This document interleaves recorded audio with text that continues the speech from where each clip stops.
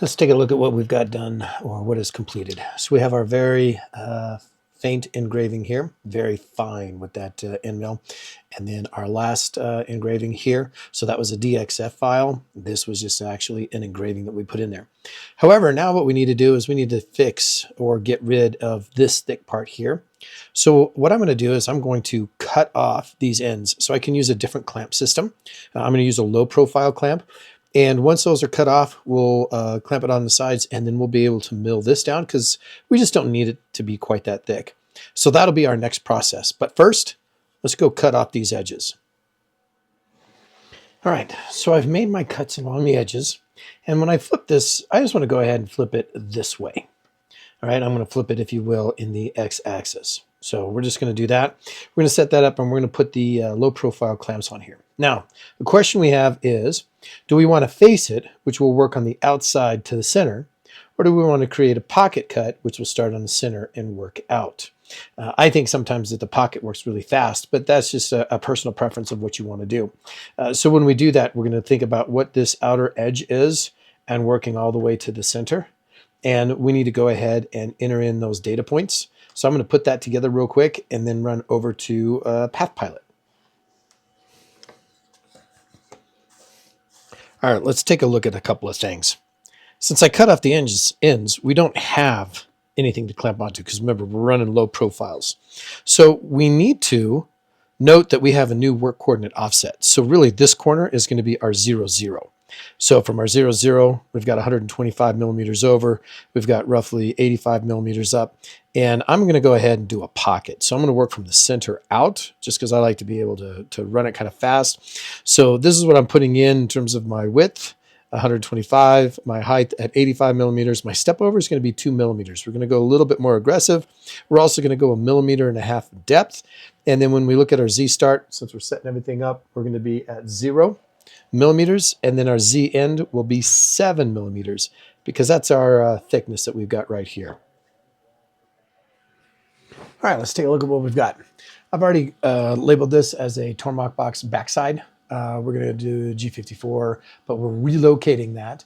We're still going to use tool 4. We're going to keep all of these parameters basically the same. However, I'm going to make a couple of modifications. So for example, here, we need to change that in terms of 125. And we need to change that one to, I'm just going to go 85 in terms of my Y height. My radius, I'm going to go ahead and just knock that down to just 2 because it doesn't really matter. We're just cutting the back side of it. So the radius is already done on the front side. Our Z start will be 0 as we work on that. And our Z end, we're going to change that to -7.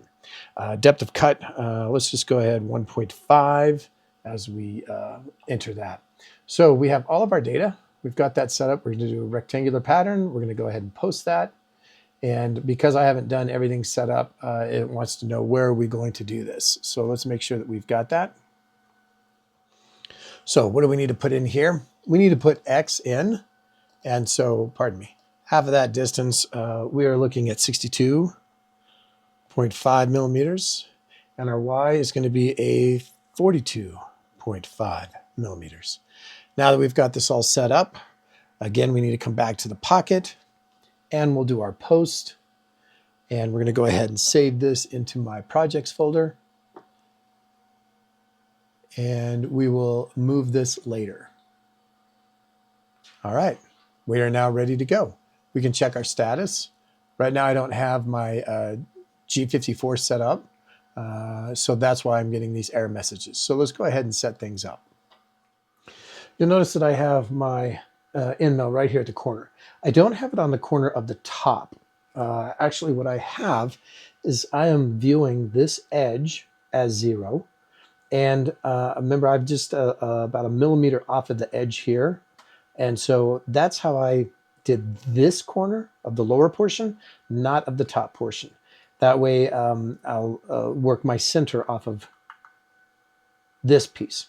You'll also notice I've got a little bit of a gap here because we have that circle that is profiled, raised. So I made sure that I had my pressure here when I clamped it, There still will be quite a bit of bite here, but I'm going to watch it and just double check. So if it looks like it's being too aggressive, I'll back off on that. So let's go ahead and let's face or pocket this so that we've got all of this waste material off and we've got a finished product.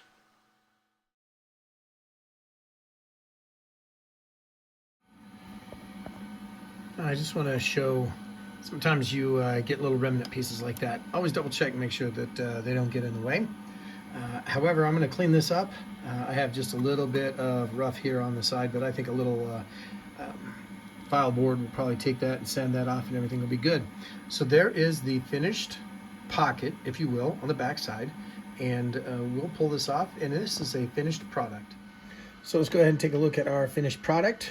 There is the front side, and when we flip it over, I just kind of like the X mark showing the center when there's a little bit of tooling marks on there. So that's just my preference.